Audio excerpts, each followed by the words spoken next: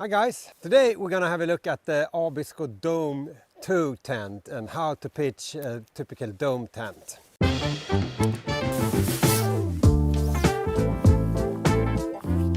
So first of course you want to find the spot for where to pitch the tent and decently even, firm enough to get a good grip for the pegs and with as little vegetation as possible in order to not disturb the nature and leave as little trace as possible when we take the tent down and leave for the next day. So this is the Abisko Dome 2, so it's fitted for 2 persons, and as usual I would want to find the pegs first and put that in my leg pocket so that I always have the pegs easy access.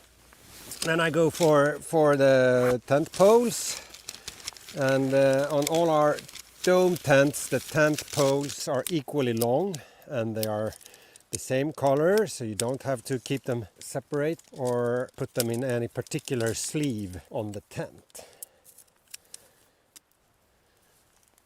Still want to make sure that they fit nicely together all the way edge to edge.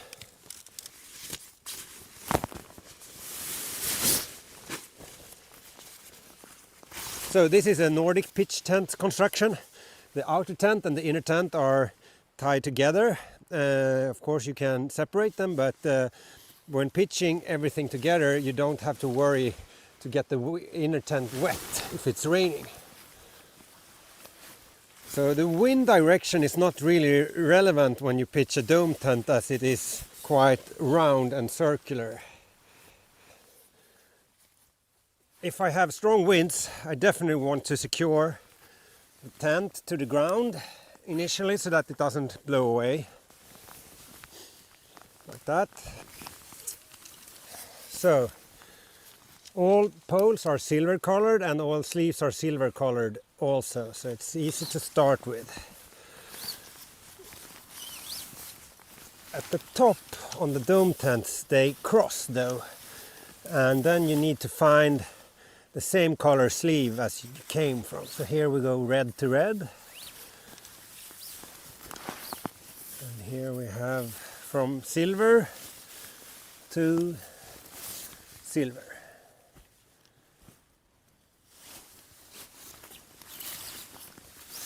And the last one comes from yellow, and you want that into the yellow sleeve of course, but I put this one underneath the other 2 poles.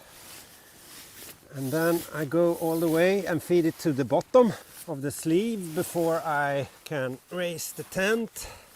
And you need to lift it up a little bit.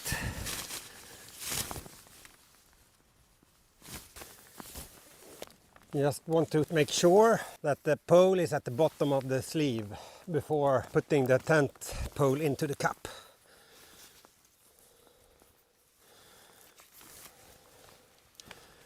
The beautiful thing with the dome tent is that you can decide where to plant it for the night. So if you're not completely satisfied with the position, you can easily lift it up and just move it around till you find the perfect spot for your night. And now you want to secure the guy lines.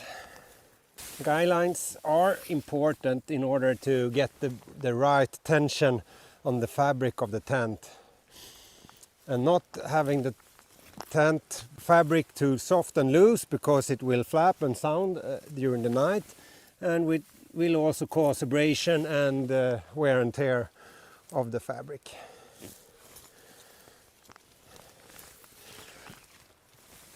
It's also relevant since the main material in the fly sheet is made of nylon or polyamide, and the properties of that is that when it gets moisture and damp it actually expands, and then you will need to adjust the guy lines throughout the night. Make sure they are tightened before going to bed, because all the moisture in the air that you breathe out will get to the outer tent also, make it expand. Then when the sun hits the tent, it will dry out, and then the fly sheet will shrink. So the ventilation, you want to make sure that you can have as good airflow as possible through the tent during night. So make sure these are as open as possible. You can also tie this one down. It will give you a little bit more space inside and also support the ventilation. So now you want to adjust the guy lines so that the tent is nice and stretched, not too much, but even all around the tent.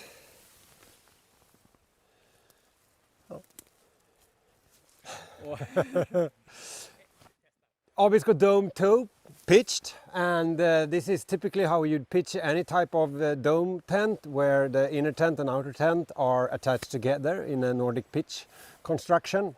So once it's up, it's a super comfortable tent to have a good night's sleep in, and I hope you enjoy it, and see you out on the trail.